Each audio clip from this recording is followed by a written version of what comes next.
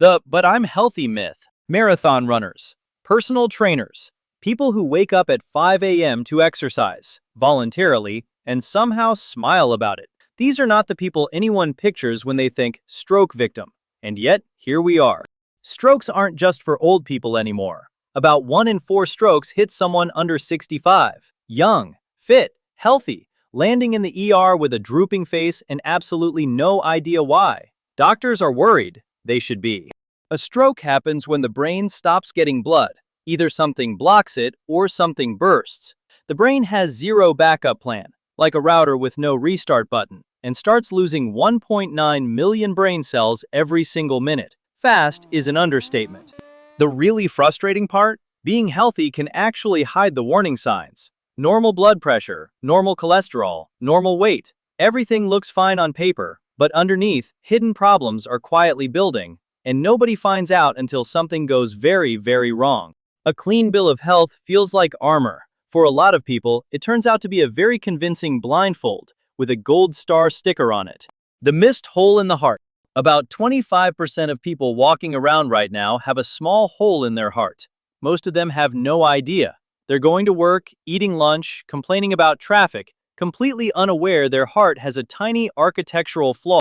It's called a patent foramen ovale, or PFO. That's just a fancy way of saying a flap that was supposed to close at birth didn't. In most cases, it causes zero problems. But sometimes, rarely and without warning, a small blood clot slips through that hole, skips the lungs' filtration system entirely, and heads straight for the brain. That's a stroke. In an otherwise perfectly healthy person, normal blood pressure, normal cholesterol, and then a stroke. Just a hole nobody knew was there. A PFO is only found when doctors go looking for it. It won't show up on a routine checkup. There's no symptom, no alarm. It just quietly exists like a drafty window in an otherwise perfect house, totally fine until the wrong storm hits. Younger stroke patients are now routinely tested for PFOs. Doctors are finding them constantly, and the fix, when needed, is actually pretty simple. A small device closes the hole like a tiny cardiac patch. The hard part is just knowing to look in the first place.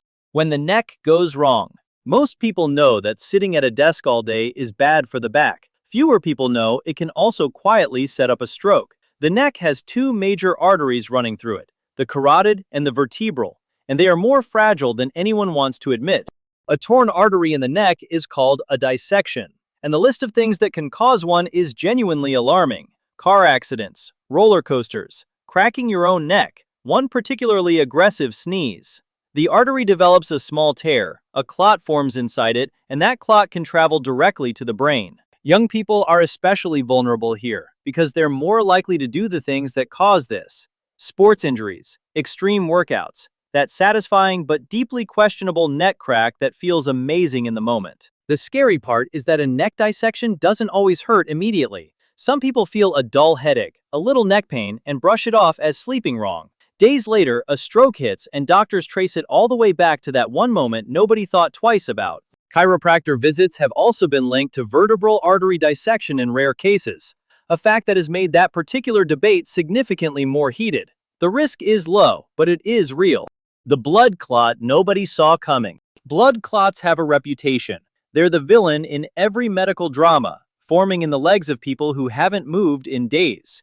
But clots don't always announce themselves. Sometimes they form quietly, in people who seem completely fine, for reasons that take doctors weeks to figure out. Some people's blood just clots too easily. They were born that way. Others develop it over time. Either way, it's like the blood's internal settings got stuck on overdrive, clotting when it absolutely doesn't need to. And most people have zero idea it's happening. Women on hormonal birth control have a slightly elevated clot risk. Not enormous, but real. Combine that with dehydration, a long flight, or intense exercise, and the risk climbs higher. A clot forms somewhere, breaks loose, and takes a road trip straight to the brain. Pregnancy and the weeks right after delivery are also a surprisingly high-risk window. The body cranks up clotting to prepare for childbirth, a smart survival trick that occasionally misfires at the absolute worst time. Many people with clotting issues live completely normal lives until one specific combination of circumstances lines up perfectly wrong. No symptoms beforehand, no obvious red flags, just a normal Tuesday that suddenly isn't. The migraine that's more than a headache. Most migraine sufferers have a routine. The warning flicker of light, the pounding that follows, the dark room, the silence, the waiting. It feels miserable, but harmless, except for one inconvenient fact. Migraines with aura actually double the risk of stroke. Aura is that weird visual disturbance before the headache hits. Zigzag lines, blind spots, things that look like a broken TV signal. It means the brain is experiencing unusual electrical activity, and that activity can sometimes trigger the blood vessels to spasm and restrict flow at exactly the wrong moment. The risk is still relatively small in isolation, but stack migraines on top of birth control pills, smoking, or high blood pressure, and that risk multiplies fast. Doctors call it a perfect storm situation. Each factor alone is manageable, but together they're a completely different conversation. Migraine sufferers are so used to their symptoms that early stroke warning signs get dismissed. Sudden numbness on one side? Probably the aura. Trouble finding words? Just the brain fog that comes with it. By the time something feels seriously wrong, precious minutes are already gone. Millions of people manage migraines their entire lives without incident. But for a small group, that familiar headache is quietly waving a red flag that nobody taught them to recognize. The stress nobody takes seriously. Stress gets brushed off constantly. Everyone's stressed. It's basically a personality trait at this point. People wear it like a badge of honor. Busy schedules, no sleep, running on caffeine, and sheer determination. What nobody mentions is that chronic stress is quietly doing serious damage behind the scenes. When stress stays elevated for too long, the body keeps pumping out cortisol, the chemical that's great in short bursts and absolutely terrible as a permanent setting. Blood pressure creeps up. Inflammation builds, blood vessels stiffen. The whole system starts running like a car that never gets an oil change. The dangerous part isn't one stressful day. It's the years of low-grade pressure that never fully lets up. The job that's always overwhelming. The sleep that's never quite enough. The body treating every Wednesday like a 5-alarm emergency. Studies have linked chronic stress directly to increased stroke risk, even in people with otherwise clean health numbers. Normal weight, clean diet, never skipped a checkup, and still had a stroke. But the nervous system running on full blast for years eventually leaves a mark that no amount of kale smoothies can undo. Stress is the risk factor people are most likely to laugh off. It doesn't show up on a blood test. Nobody prescribes rest with the same urgency as medication. And that gap between how seriously stress is felt versus how seriously it's treated is exactly where a lot of damage quietly happens. The warning sign that disappears. Imagine having a stroke, but it goes away in 20 minutes. No lasting damage, no hospital visit. Life continues as normal. Sounds like a lucky escape. It's actually the scariest warning sign in medicine. It's called a TIA, a transient ischemic attack, a mini stroke. Blood flow to the brain gets briefly blocked, symptoms show up, and then vanish before most people even decide whether to call a doctor. The brain recovers. The problem absolutely does not. A TIA is the body sending a flare gun into the sky. A full stroke follows within 90 days in roughly 10 to 15% of cases, and the highest risk window is the first 48 hours after the TIA happens.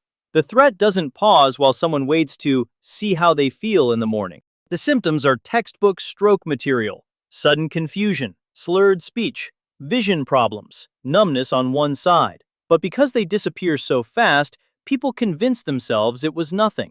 Dehydration maybe, low blood sugar, a weird moment that probably means nothing. Doctors have a term for this kind of thinking. They call it denial. Emergency rooms have seen it 1,000 times. Patients who waited days to come in, describing something that happened last Tuesday, not realizing they had been handed a very loud, very specific warning that the clock was already ticking. The can of death on every convenience store shelf. Energy drinks are everywhere. Gas stations, gym bags, college dorms, office desks.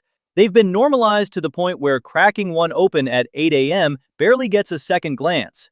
Meanwhile, emergency rooms have been connecting them to strokes in young, otherwise healthy people for years. The problem isn't just caffeine. A single energy drink can contain caffeine, taurine, guarana, and enough sugar to make a dentist cry, all hitting the bloodstream at once. That combination causes blood pressure to spike, heart rhythm to go haywire, and blood vessels to constrict in ways that a plain cup of coffee simply doesn't. Cases keep stacking up. Teenagers, college athletes, gym regulars who pound a pre-workout before every session. Pre-workout supplements carry the same risks, sometimes worse because the doses are completely unregulated and the serving sizes are essentially suggestions. The really uncomfortable part is that these products are marketed directly at the exact demographic now showing up with strokes: young, active, healthy. The label says performance. The fine print, buried under the neon branding, says not recommended for people with heart conditions.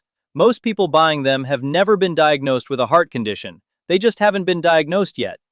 One drink probably won't cause a stroke, but daily use, combined with dehydration, intense exercise, and poor sleep, creates a pressure cooker situation that the brain eventually loses. Strokes don't wait for the right age, the wrong diet, or a bad health report. They show up uninvited, and now you know exactly why. If any of this surprised you, share it with someone who still thinks strokes only happen to other people. And drop a comment below. Which section shocked you the most?